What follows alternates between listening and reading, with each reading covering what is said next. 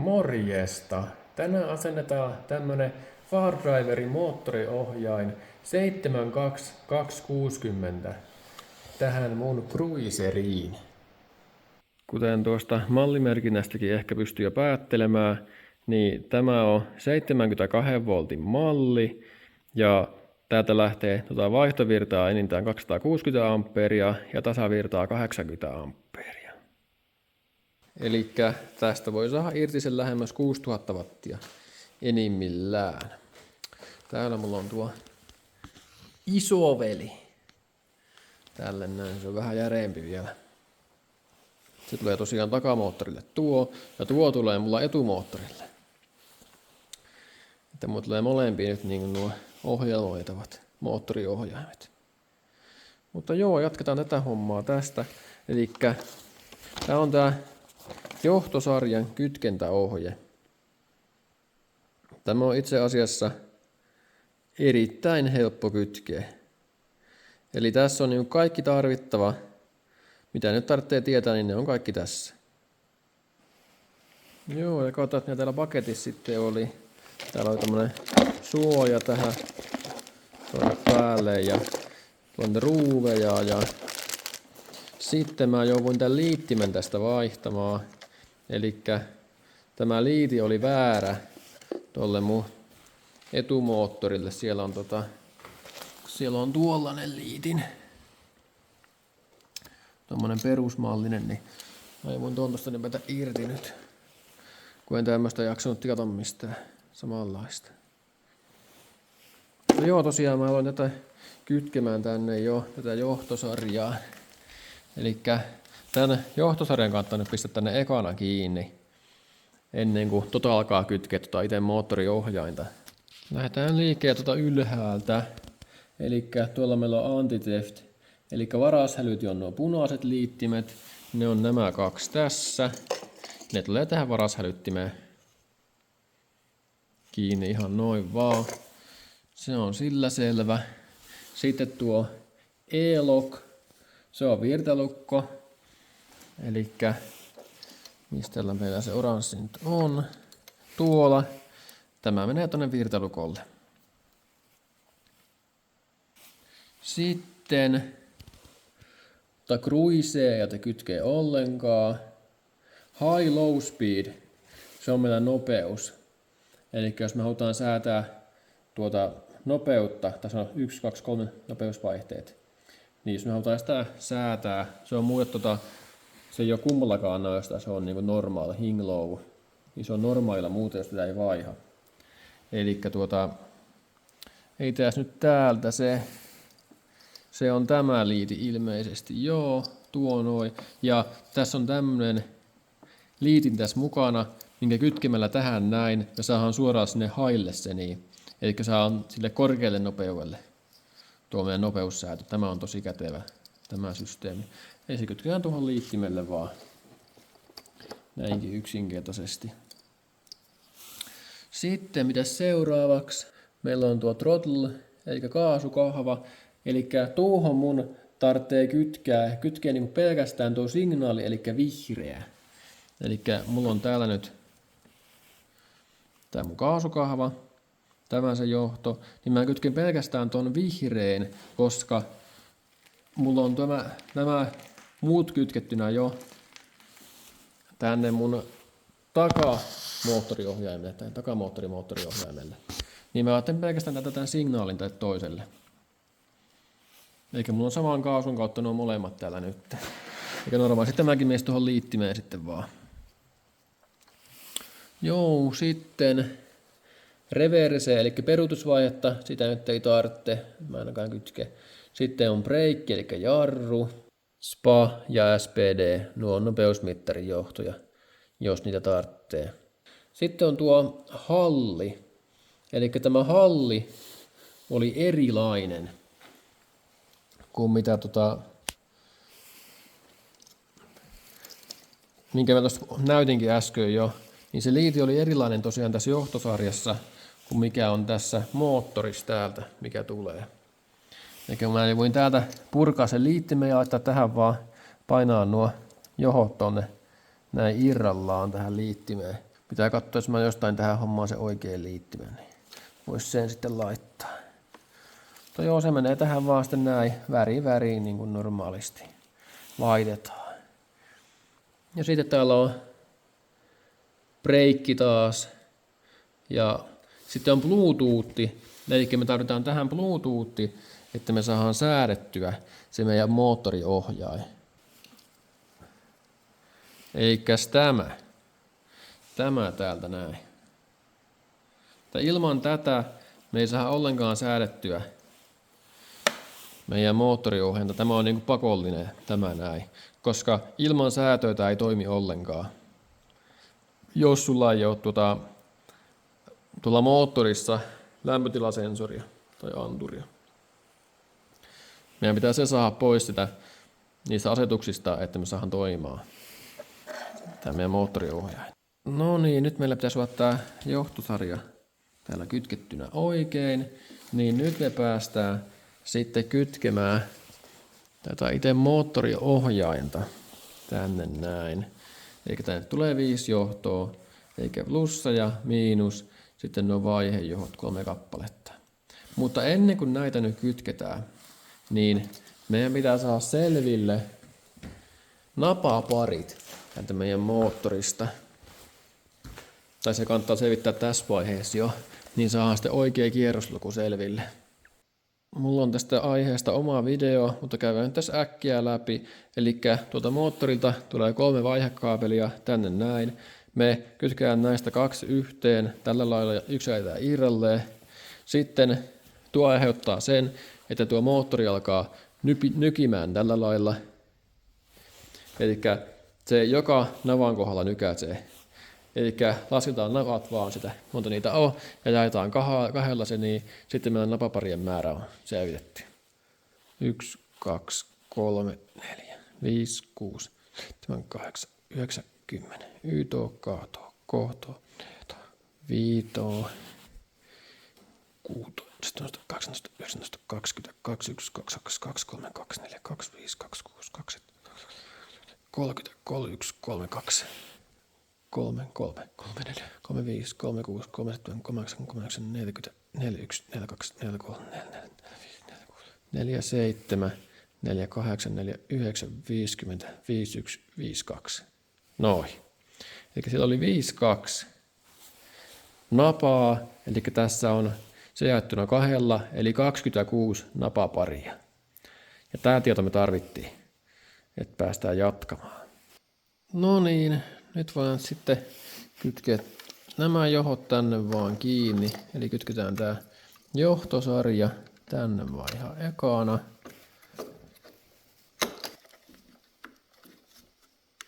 Noin, se meni tosi tiukka liitos. Joo. Sitten vaan kumi tosta vähän paremmin suojaksi. Noin, nyt se alkaa näyttää ihan hyvältä. Sitten voi alkaa laittaa tähän näitä kaapeleita kiinni. Eli laitetaan nämä vaihekaapelit tästä nyt ihan ekana. Mulla on tässä merkinnät, että mikä näistä on mikäkin väri, kun ne on kaikki saman värisiä. Kytketään ne vaan väriin tuohon ja sitten lopuksi nuo 2 virtapiuhaa tähän näin. No niin, ja sitten viimeinen plussa.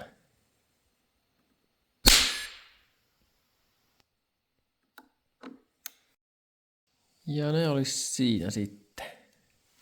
Sitten me voitaisiin kokeilla, että toimiiko tämä. Se olisi positiivista, jos tämä nyt toimisi. Eikä lyön tätä virra päälle. Ja nyt pitäisi kuulua, joo, just tämä ääni pitäisi kuulua. Elikkä tämä nyt valittaa siitä, että ei tuossa moottorissa ole lämpötila-anturia nyt kytketty. Tai tämä ei tunnista sitä anturia ollenkaan, tämä VAR-driveri. Eikä meidän pitää se nyt homma fiksata tuolta sitten puhelimella. No joo, eli tämä meidän asennus on nyt tämän kytkennän osalta valmis. Eli sitten päästään säätöhommiin seuraavaksi. No joo, ihan ekana meidän pitää päästä eroon tuosta piipityksestä. Eli tuo on se lämpötila-anturi, vikakoodi, 7 piippausta. Avataan tuo far driveri ja mennään katsomaan täältä. Eli täällä on tuo alhaalla tää on tää comms, niin mennään tänne näin ja tuossa näkyy heti tää meidän oma tuo Juanku FOC097, niin siihen vaan yhdistetään tuolta connectia.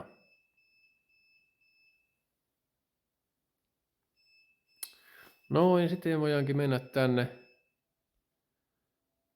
paras. Täällä me nähdään kaikkea näitä tietoja. Tässä näkyy tuo malli ja sun muuta kaikkea mielenkiintoista. Eli tämä on tämä niinku nämä tavallaan yksinkertaiset nämä asetukset on tässä. Mutta me halutaan mennä näihin Open Pro NBLE.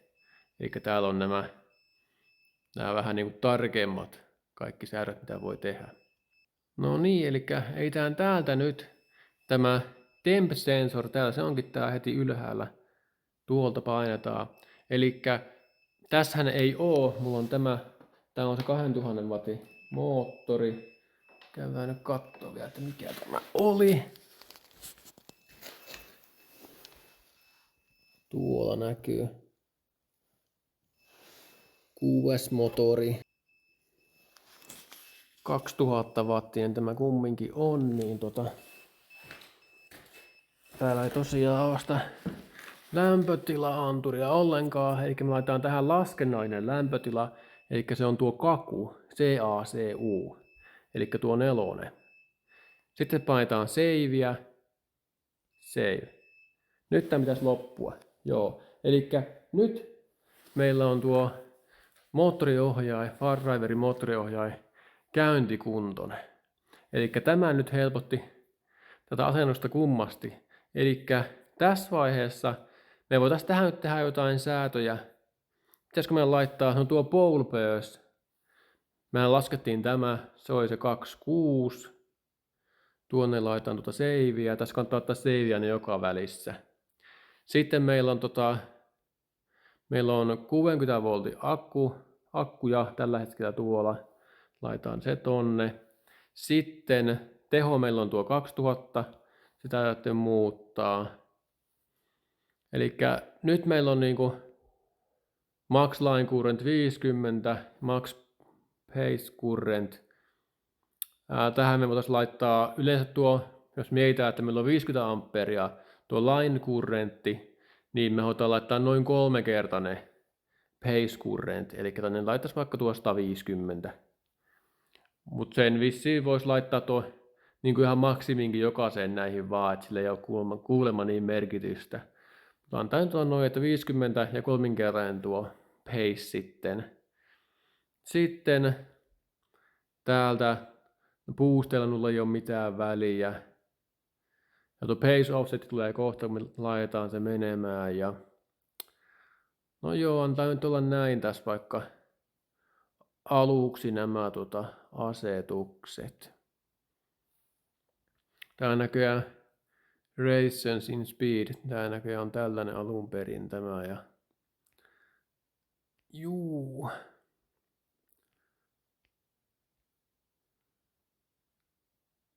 Tää on tällaiset nämä vakioasetukset. Nämä nyt on vähän väärin täällä. Meidän pitäisi tänne muuttaa.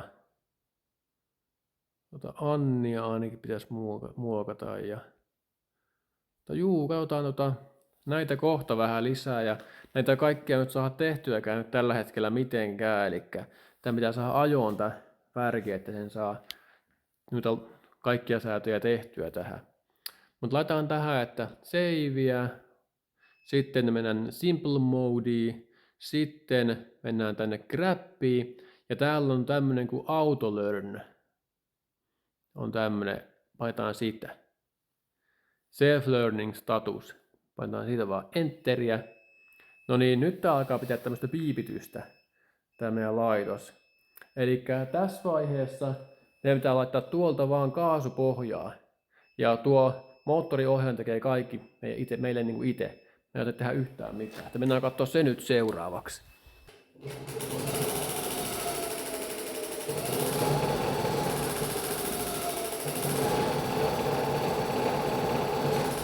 No mikäs tässä nyt on? Joo, eli meillä on tässä ilmeisesti joku tila tässä nyt päällä niin kuin alun perin, mikä estää nyt tämän. Tuossa on tämmöinen pyöräilijän kuva ja taluttaa pyörää. Onko sitten täällä, käydään katsoa, onko täällä joku siihen liittyvä sitten. Cruise, no semmoista meillä ei ole, otan pois päältä. Onkohan se tuo P-funktion muuten? Otan se pois päältä. Mikä on Seat-funktion, ei mitään. Assist roll-funktion, side stand-funktion, onko näistä joku sitten jo tehnyt sen niin? Joo, ja laitetaan nyt tänne seiviä.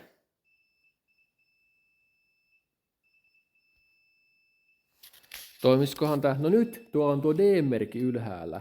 Se oli äsken N, nyt tuolla on D, eli drive. Kokeillaan nyt. Joo, nyt toimii. Moottori tuolla pyörii väärään suuntaan vaan, mutta se nyt ei tässä vaiheessa haittaa. No joo, eli kokeillaan uudestaan tuo, jos tuo nyt toimisi. Enteriä tuolta ja sitten vaan lyön täältä, otan tuon mun kamera tuosta pois eestä ja nähdään nuo kierrokset. Eikä täältä vaan kaasupohjaa. Joo.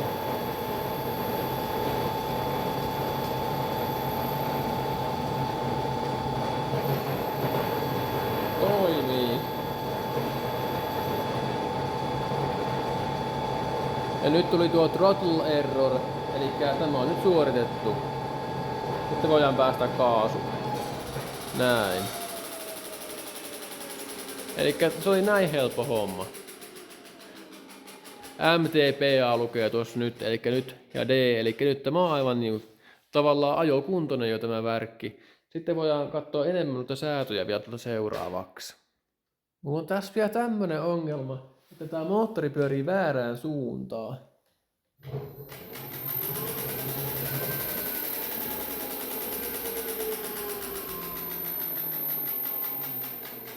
Eli mun pitää vaihtaa tuo pyörimissuunta, eli se on tämä motor direction, tästä vaihtan tuonne nollaan vaan. Sitten vaan seiviä. Sitten se pitäisi olla oikein.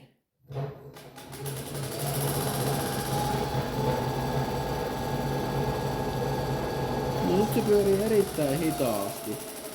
Elikkä nyt tässä on joku ongelma. Tuo on niinku peruutusnopeus ilmeisesti nyt. Laitanko mä seiviä varmasti? Joo. Elikkä täällä on nyt joku asetus vielä väärin. Elikkä miten mä saan vaihdettua tuon... Tuossa on nyt ilmeisesti tuo peruutusvaihe nyt päälle. No joo, se oli näissä perusasetuksissa. Elikkä tuo motor reverse direction.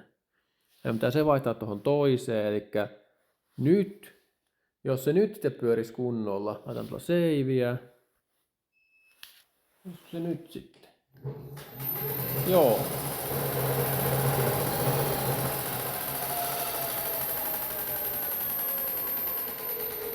No niin, nyt on sekin ongelma ratkaistu. Yes. No joo, mennään nyt katsomaan näitä speksejä vähän tarkemmin, mitä kaikkea täällä asetuksia on. Niin. Ja tuossa on tuo peruutusvaihe ja sitten on jännite, low power control mode, eli silloin kun alkaa akusto hiipumaan, niin tämä menee sitten johonkin virran säästötilaan tavallaan, tai jotenkin näin. Energy feedback, tuo on varmaan onko tuo, joo, eli tuo on niinku tavallaan tuon EABS, eli tuo niinku jarruttaa, tuo moottori sitten jarruttaa nopeutta, eli tuo periaatteessa lataa sitten niinku akkua, tuosta saa sen päälle. sen akun latauksen tavallaan, kun tapahtuu niin kuin moottorijarrutusta tavallaan, mikä on sähköautoissa ihan näppärä, varsinkin kaupungissa. Ja paljon painaa jarrua. Sitäkin voisi kokeilla jossain vaiheessa. Sitten tämä on ihan uusi high power output. Vetästään tuo nyt täysille tonne ja laittaa nuo keskimmäistä tonne 50. Mä en näistä osaa nyt oikein sanoa niin kuin mitä, että mitä näihin pitäisi laittaa. No, antaa nyt olla näin, niin mulla oli, kun mä testasin, niin mulla oli tuo kolmas nopeus, eli suurin nopeus oli 100, sitten middle speed, keskinopeus oli 50 ja ykkösvaiheesta niin se hitain oli 25 suurin piirtein. Nämä pitää kokeilla sitten myöhemmin, mutta en tiedä mitä ne on tarkoittaa. Tässä on niin power ja speed erikseen, että onko tuosta joku nopeusrajoitin tai jotakin tässä sitten saa tavallaan semmoisenkin sitten päälle. En ole päässyt vielä testaamaan tätä uusinta versiota tästä apista. Sitten nämähän me katsottiin, otettiin kaikki nämä pois päältä, cruise ja P-officin se parkki, penkki, assist roll, tuo on ilmeisesti semmoinen, että jos työntää niin saa semmoisen avustimen siihen päälle. Side stand, eli se jalkatuki, niin ettei jos on jalkatuella, niin ei pysty liikkumaan ollenkaan. Ja sitten tuonne, ja nopeuden lukitsin tavallaan, tuossa on näköjään semmonenkin, että se aina pitää sen nopeuden, minkä tuohon on valittuna, niin se aina pitää sen näköjään. Ja anti-theft, se on joku varaushälyttimeen liittyvä park-funktion. Ja TCS on ilmeisesti tuohon liikkeelle lähtöön, eikä kun lähtee liikkeelle, niin tuolla saa säättöä vähän sitä, että miten paljon sutii tuo rengas sitten. Eikä se on vähän niin kuin joku luistoneisto tai joku semmoinen, sen tyylien näköjään. Joo. Kyllä. Sitten mennään katsomaan näitä parempia säätöjä. Eli tuo Open Pro NPLE. Eli täällähän meillä nyt nuo asetukset, mitä tämä niinku tänne itse laittoi, eli tuo pace offsetti, tuo kaku me tuonne laitettiin, eli se laskennallinen, mikä on niin laskennallinen lämpötila. Se on ihan hyvä olla, jos tällä muut asetukset on oikein, niin tuo oikeasti pitää hyvinkin paikkansa. Näistä me nyt katsottiinkin näitä aika hyvin jo. Max Line-kuuret, ne on taas vaihtunut tämän näköjään nämä.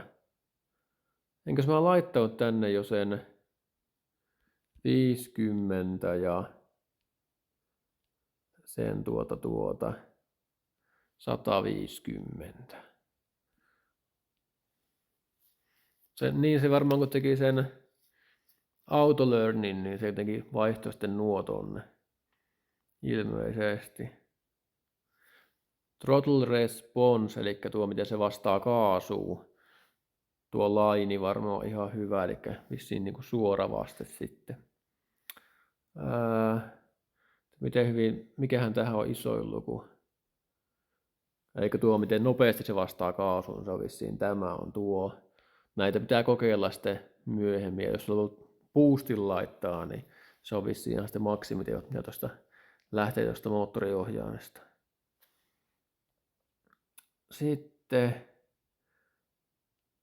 näistä mä en oikein tiedä mitä nämä eko-hommat on. Näihin pitää perehtyä sitten myöhemmin vielä, mitä kaikkea nämä on. Viiksaraster. Tämä on ilmeisesti siihen field weakening, eli sitten kun halutaan saada lisää nopeutta, niin tämä jotenkin vaikuttaa siihen tämä sitten. Weak response.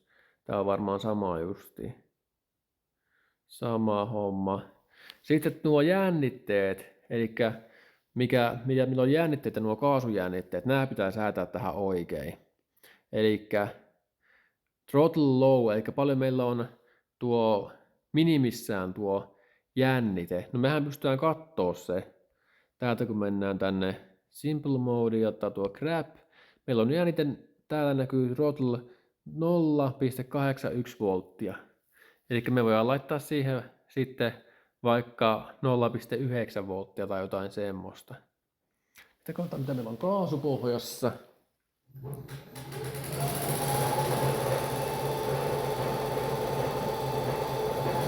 ...391 näköjään on kaasupohjassa. Elikkä me voitais tänne laittaa sitten... Käydään katsomassa. Laitetaan tänne, että laittaa vaikka sen 0,9 vaikka tonne, niin saadaan enemmän kaasuaste käyttöön. Ja tämä on sitten maksimikaasu tämä. Pitäisi laittaa sitten vaikka tonne 3,9 sitten. Tai 0,9. Noin. Ja nyt meidän pitäisi olla paremmin tuo kaasutus sitten niin käytössä. Eli 0,9 voltista 3,9 volttia. Juu. Sitten Rations in Speed. Tää justiin vaikutti siihen Field Weakeningin juttuun tämä sitten. Mehän tehtiin se self-learning tuossa aikaisemmin, ja se määritti tänne ton rated speedin, eli 772 rpm. Eli mä laitoin siihen nuo kaikki 100%, eli nämä on sitä field weakeningia varten, eli millä me saadaan lisää kierroslukua tästä meidän moottorista, eli saadaan hilattua sitä kierroslukua ylemmäs, niin saadaan samalla huippunopeutta lisää. Niin tämä on sitä varten, eli mä laitoin siihen reiluun 700 asti kaikki nuo täysille, ja sitten tuo 0% meinaa, että se field weakening on täysillä. 100% tarkoittaa, että se ei ole käytössä niin kuin ollenkaan. Eli mä laitoin tuosta sitä 700 jälkeen, aloin pudottaa noita prosentteja tuosta alaspäin. Mitähän nämä on? Line race, base race. No, jotain niihin vaihteisiin liittyy ja nuo 1, 2, 3 vaihteisiin. Ja tässä on justiin se energiankeruu, eli regenia jos haluaa, niin tällä saa sitä, eli justiin moottorijarrutusta, kun päästään kaasun pois, niin sieltä saa sitä energiaa kerättyä sinne akkuun sitten, jotta käyttää jarrua. Sitten täällä on nämä, saa voittua niitä kaikkia noita pinnejä, mitä nyt haluaa käyttää, jos haluaa käyttää vaikka boostia tai jotakin, niin saa johonkin tiettyihin pinneihin niitä valittua sitten, jos haluaa. Sitten täällä on, jos on näyttö, mulla ei semmoista näyttöä nyt tässä ole ollenkaan, tähän saisi lisävarusteena, niin tähän saisi niitä asetuksia säädettyä sitten. Täällä on tää Protect, eli näitä akun tietoja sun muuta. Ja tänne. Ja näihin ei saakaan näköjään tehtyä mitään itse. Ilmeisesti joo, että. No low voltage protecti tänne saa laitettua. Eli tässä meidän tapauksessa se olisi joku, olisikohan se 52 volttia ollut tai jotain semmoista. Täällä on tarkistaa ne vielä tarkemmin. Sitten over voltage. Tästä ei saa ainakaan itse säättyä ollenkaan. Joo, ja tuossa on näitä lämpötiloja saa tänne säättyä, mitä tarvitsee. Ja sitten mennään kattoo. No nyt täällä on nämä bid-parametersit. Eli näihin on ohje siellä manuaalissa. Käydään kattoo sitä nyt seuraavaksi. No niin, täällä olisi tämä FarDriverin oma manuaali. Täällä nyt on kaikkea tämmöistä suhteellisen tärkeää tietoa, mitä nyt voi tarvita. Ja tässä on justiin tuon kaasujännitteen säädöstä. On tuossa, mikä me tehtiinkin. En tehnyt ihan noiden ohjeiden mukaisesti, mutta kumminkin. Ja mitäs muuta täällä on?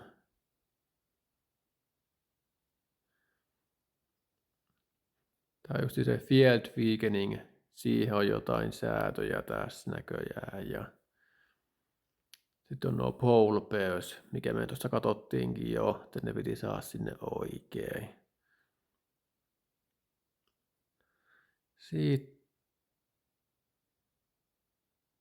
Sitten on kaiken näköistä muuta. No niin, sitten on tämä an-homma. Elikkä meidän pitäisi saada tuo an-arvo tänne oikeaksi. Elikkä me nyt tiedetään täältä näiden ohjeiden mukaan, jos me nyt tehdään, niin meillä pitäisi se olla all half motors, the an value is generally set to 0 and not more than 4. Elikkä 0–4 meillä on tuo oikea an-luku, mikä meidän pitää laittaa. Et sen pitää varmaan testata, että mikä onko se 0 vai 1 vai 2 vai 3 vai 4. Se pitää itse testata ilmeisesti. Eikä laitetaan se tuonne 4 ainakin. Ja sitten tää on tää start KL, mid KL, max KL. Vai onko no KI kun nuo vai KL? Varmaan KI. Niin täällä on nämä arvot, niin meidän pitää nuo vaan heittää sinne sitten johonkin. Medium power, high power. Eli katsotaan noista joku järkevät sinne ja lähdetään niillä sitten liikkeelle. Onko täällä muuta?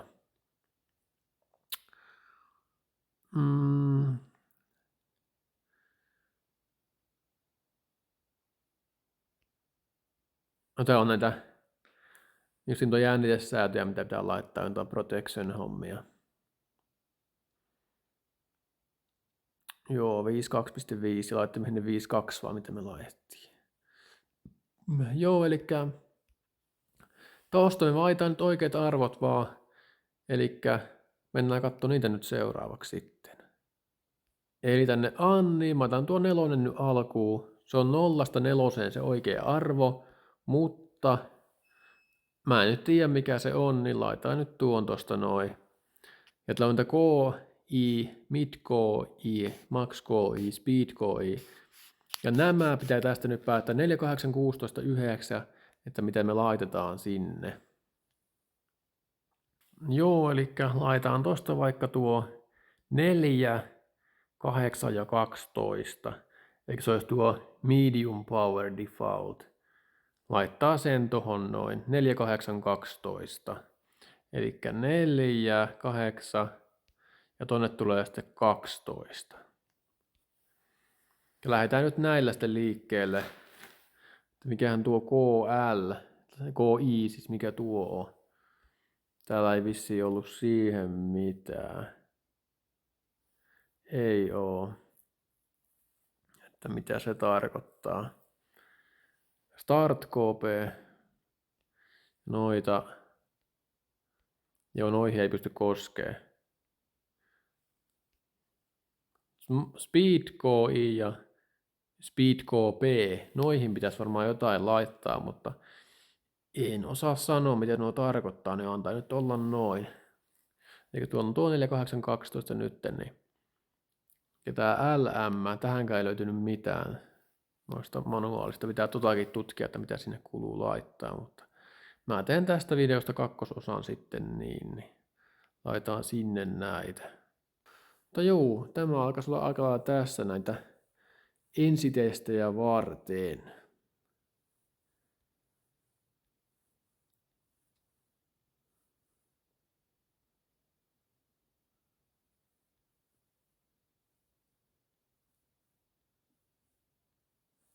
No joo, nyt siellä olisi suurin piirtein nuo säädöt tehtynä, että pääsee ensimmäiselle testiajolle. Eli tästä tulee paremmin videota vielä myöhemmin tästä säädöstä sun muusta, kun vaan nuo kelit tästä paranee. Jos tulla näkyy jotain virhettä, niin pistäkää kommenttia. Siellä saattaa olla jotakin, mitä mä unohin tai jotain. Tässä kumminkin on vielä aikaa aika hyvin, kun niin kuin näette, niin tää on tätä lunta on vielä melkoisesti ja koko ajan tulee lisää näköjään, niin tästä menee aika kauan vielä ennen kuin pääsee ekalle testiajolle. Mutta joo, jatketaan tästä sitten, kun nuo kelit vähän paranee. Morjens!